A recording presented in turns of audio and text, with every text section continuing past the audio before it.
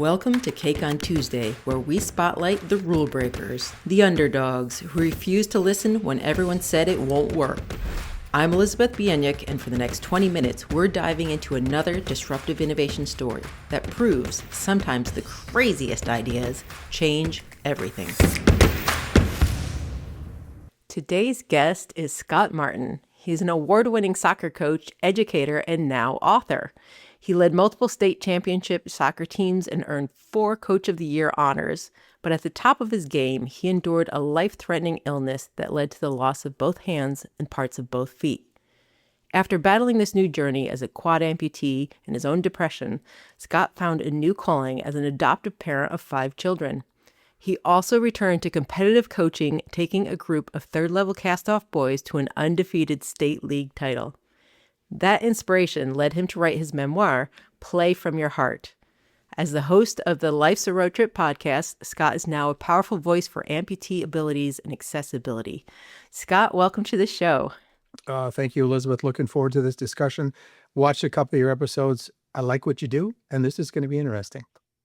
Love it. I'm so happy to have you here. So I usually start with talking about disruptive innovation and how people like to disrupt their own journey or their own industry or their own products and to bring something new into the world. But in your case, you had a disruptive incident happen to you. This disruption was foisted upon you. So you talked to us a little bit about how your career was going and you had to make a huge pivot. Oh, yeah. Everything was totally aligned when I got sick. My summers, after I graduated from college, tended to be going over to Europe, taking players from the United States and playing in major tournaments. So I was doing that this summer after I finished my first year of coaching at the college level. Nike called me and said, "Hey, why don't you come on down and speak for 100 of the top players from the Midwest?" Everything was going up now. And of course, the drama, getting sick, contracting group A strep with necrotizing fasciitis that the media love to call the flesh-eating disease. Kind of tells the listeners a little bit about what we're going to be getting into and how things happen. So yeah, a fork in the road, so to speak. A bit. So Yes. you had to make a huge life pivot. I've talked a lot with a lot of my guests about the fact of when you're bringing something new into the world, making a huge change in your career trajectory, whether it's intended or not, it is such a mental game. And I'm sure for you, it looks like you had to make a really challenging mental shift in your identity and what you're going to be doing next in your calling. Can you talk to us a little bit about that? I will admit, as a male, which I find is tough for males to do, but I will admit it straight up, Elizabeth, I did something extremely stupid. Pretty much as soon as I woke up from a month-long coma to learn that I had lost both hands and parts of both my feet to this disease, my focus is on work. I wanted to get back to work. Let's go. You know, I had a team of college players heading over to Europe. I missed that. I had players that were supposed to be coming in for the preseason training. And, I just wanted to get involved and get back to work. By not allowing myself to work on what was up in my head and also in my heart, Elizabeth, it took a few years before everything came tumbling down. I ran into the brick wall of depression. And everything changed from there. I reached a point, we had a trial, I lost the trial, medical malpractice trial, and I resigned my position. So yeah, I guess you could call this another fork in the road, or maybe we should be calling it a rake that I stepped on and flicked up, it hit me. So yeah, a lot of changes, and we were thrust into certain situations at times, and those are also times that we end up finding a lot about ourselves, Elizabeth. This was one. This was one. Yeah, absolutely. And you did come back to coaching, which I want to get to in a minute. But before that, you pivoted. You had a different calling. How did this path of deciding now you wanted to be an adoptive dad, how did that come about? I have no clue. I can't just talk around it. So after I resigned my position, we lost the trial and, everything was bummer. I knew that I needed to change the direction of that pendulum. I needed to swing it back. And I ended up actually heading out west to Washington State, sold everything that didn't fit in my car. I stripped myself down basically to the studs, and I had to rebuild myself, which is what I was looking for. So I coached for free for someone with the trade-off, him helping me get into a bigger college where I could eventually become a head coach at Division I. Was at Gonzaga. Things are fine. Well, I didn't really enjoy it my first year, but the athletic director asked me to apply for the now what was going to be a full-time position as a head coach. But Elizabeth, one night I was watching a local news out of Seattle, and there was this couple that had adopted 2 children from Haiti. There was a disaster there, and they lost their parents. And something struck me, and within 10 minutes, I was upstairs researching adoption. The next day, I called and left a voicemail on the athletic director's phone that please take me off the list. I didn't tell him what I was doing because it was he probably would have been laughing or wondering what I was doing. So the process began. It took a year and a half, offered bribes because everything was slow out of Romania. Senator Patty Murray finally came and helped out. So 2 little kids, a brother and sister from Romania, came home just past diaper stage. Resigned from soccer, pulled out from soccer totally. A year later, it got a little stranger, Elizabeth. A little boy from Ethiopia. 2 years after that, a little girl from Ethiopia. 2 years after that, another little girl from Ethiopia. So now I had a basketball team. So going back to your original, I have no clue how that ended up happening. It was something that just I was supposed to do, and I did it. So 20 years I was away from the game, directing it. I was still studying the game. I was still a student of the game. So it was crazy, but it was very cool. Having 5 little Wow. kids and watching them grow up and doing all that dad stuff. I liked it. And then once they were a little bit older, you ended up going back to the game. So can you talk to us about that transition? It was time. My youngest was established into high school, and she was probably the most mature out of all 5. One was in the military, 2 were in college, and doing some stuff. And it's time for me to get back. So I applied. We were in Bellingham, Washington at the time, and there was a large club there where parents would pay thousands of dollars for their kids to go play with the expectation that their son or daughter would be in line to maybe getting a college scholarship, playing on a national team, possibly professionally. I mean, this is what the objectives were.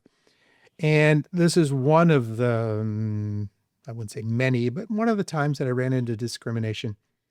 I showed up, they had my resume with everything that you opened the show with.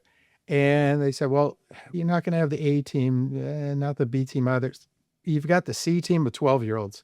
Keep the parents happy. We need the checks. Okay. So yeah, discrimination, but also I saw something that I think that the other coaches had missed. My kids, they lack confidence and they were smaller. So we went during the first summer together. It was training to build confidence in order to get ready to play for an 18-match league season in the fall. So it was a challenge, but the timing was right. Mm-hmm. Yeah. And you ended up having great success with that team, right? That summer, we had 5 tournaments, and as the progression goes to help them build their confidence, we trained for a couple of weeks, went to a tournament, won the first match, but I knew that there was going to be a problem because the kids were arrogant as all heck after that match. I let them get their butts kicked. I didn't intervene, let them go out and lose their next match. We did end up advancing. Tournament 2, we advanced a quarterfinal. And then we had our last 3 tournaments, made it to the final, the championship on each tournament. But we lost each one. But when we did a end of the summer evaluation, and I asked each one of those kids, we did individuals with the parents, each one of them was, I'm sorry, but they were pissed. They were mad that they lost. So I knew then that they were confident. They gained confidence because if you're not confident, you don't care about winning and losing. They were mad. I mean, it was point blank. Basically, all of them said, that's not going to happen again. It's not going to happen again. So then the league season came dramatically, and it's in the book. We ended up tying with 4 seconds left. The opponent tied us with 4 seconds left. And I was like, oh my God, now what? But it still spurred them, Elizabeth. 18 matches undefeated.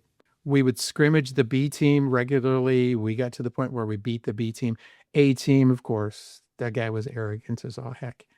Never shook my hand. And yeah, he never did. He never wanted to scrimmage us either because they had so much to lose, if we were to scrimmage. But the B team coach, Jose, he was cool. And, he wanted to develop his players as well. So that's what we did on a weekly basis. Really interesting working with those kids. They're all, probably juniors in college now. So maybe we'll run across each other because of the book. I don't know. It would be That's fun. really cool. Yeah. I imagine a lot of things changed in your coaching approach from your earlier coaching to this coaching round. You had a lot of life happen in between. So, what did you look at differently? How did you define success differently this time?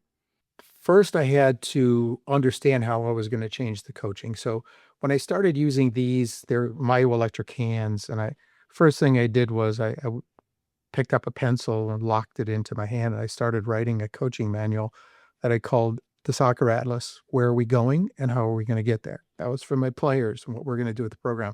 So I started doing things that way. But by the time I got back out to Washington working with, I called them my soccer rats, those guys. Yeah, a lot of it changed. I pulled back. I didn't do drills anymore. I want to get into play, tactical side, so these kids can understand how we're going to play together and how to break down an opponent and beat an opponent, so they could do it somewhat on their own. A lot of it changed. I don't know if a lot of it had to do with I became more patient. I don't think I lacked patience when I was coaching before the illness. I think I just understood. Maybe it is about life. I got older. And I settled down a little bit more. And I also was working with these kids and I knew exactly what to do. I don't know, Elizabeth. I can't totally respond to the question because, again, I'm not sure what the heck happened. It just, things just were different. And they're Yeah. different now. They're different now. I'm now working. I was asked to work with a under 18 state team, and we'll have our first tryout / training session on Wednesday. That's in 2 days.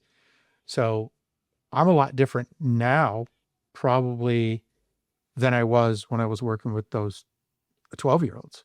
So things again have changed on how things go. I don't know. Maybe it's, as we get older, we just change at how we view life and things. Or maybe I know I've gotten past the stigma and depression. I'm back to my old cocky self.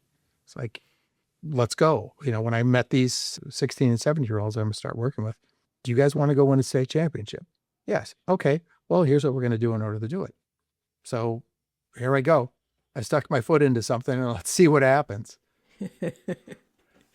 You talk, Scott, about this concept of breaking yourself down to build yourself back up. Can you talk about that a little bit, both for yourself and for your coaching approach?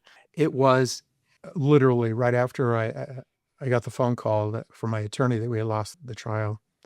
I went back to my apartment. And first of all, I had a 3-level apartment. I pulled into the garage. And as the door closed, I realized that there might be friends and family that are thinking that I might not turn my car off. They wouldn't. Really, in athletics, always wanting to win. I have a stereotype tabbed on me. I think it's, got to win, got to compete. But I didn't. I just went upstairs, pulled out a bunch of CDs, worked all night. Cat was on my shoulder, worked all night coming up with a plan.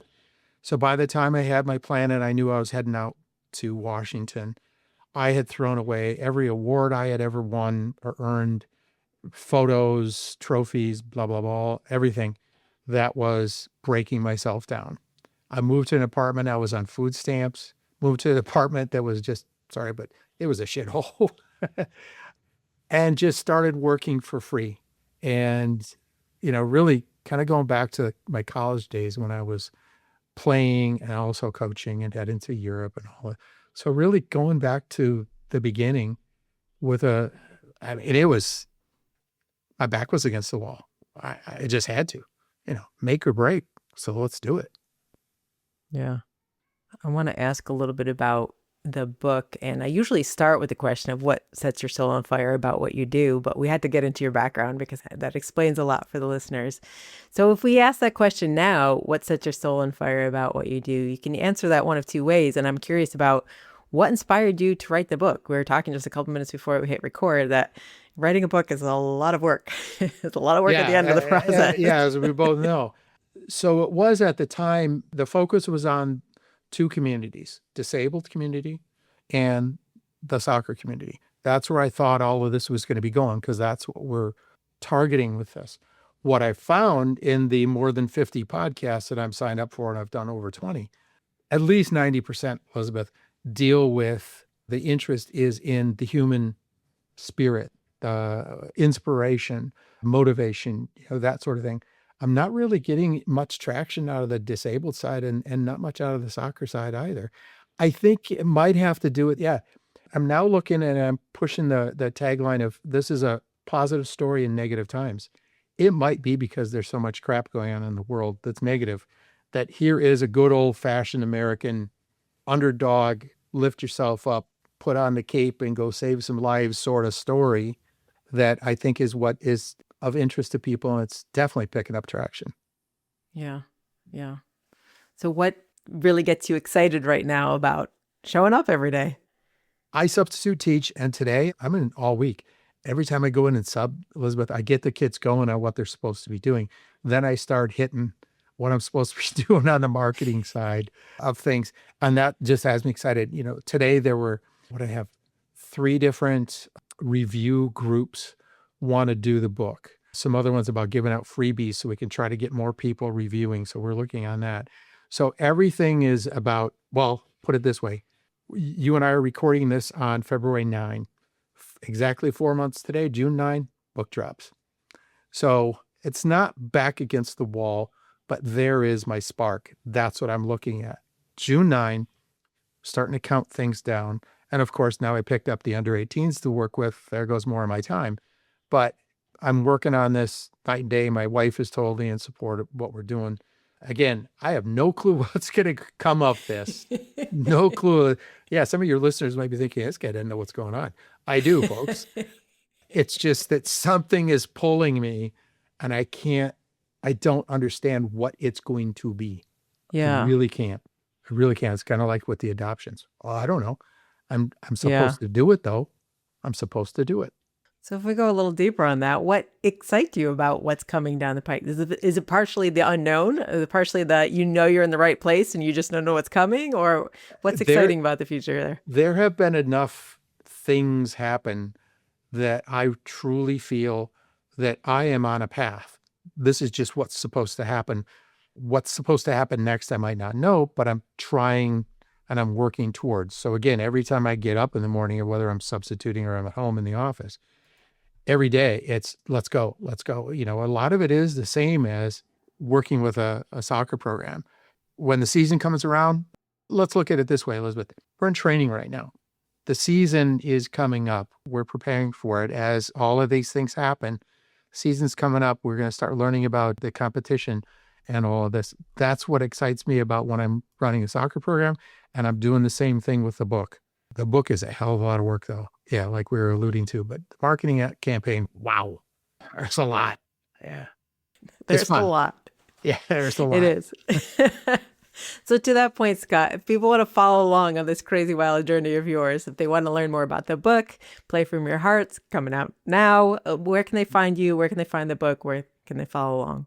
We are now finally, Simon & Schuster is our distributor. Finally, they got their act together and we are on everywhere you want to buy a book. Everywhere you buy a book, Play From Your Heart. It's up. People can now pre-order on Amazon for the electronic version. It's in a holding pattern as of today for buying the paperback on Amazon, but people can go, again, Barnes & Noble, wherever they want to go and look for a book, they can pre-order and things will be taken care of. It'll get to folks on or right around June 9. So we're looking for that. Awesome. Perfect. Thank you so much, Scott, for being with us. Play From Your Heart, everybody. Go check it out. Thank you. Thank you. Thank you very much, Elizabeth. Take care. Thanks for joining another Cake on Tuesday celebration of beautiful disruption. Please share it, review it, and find more innovative stories at podcast.cakeontuesday.com. I'm Elizabeth Bienik. Be bold, stay curious. Now go have some cake.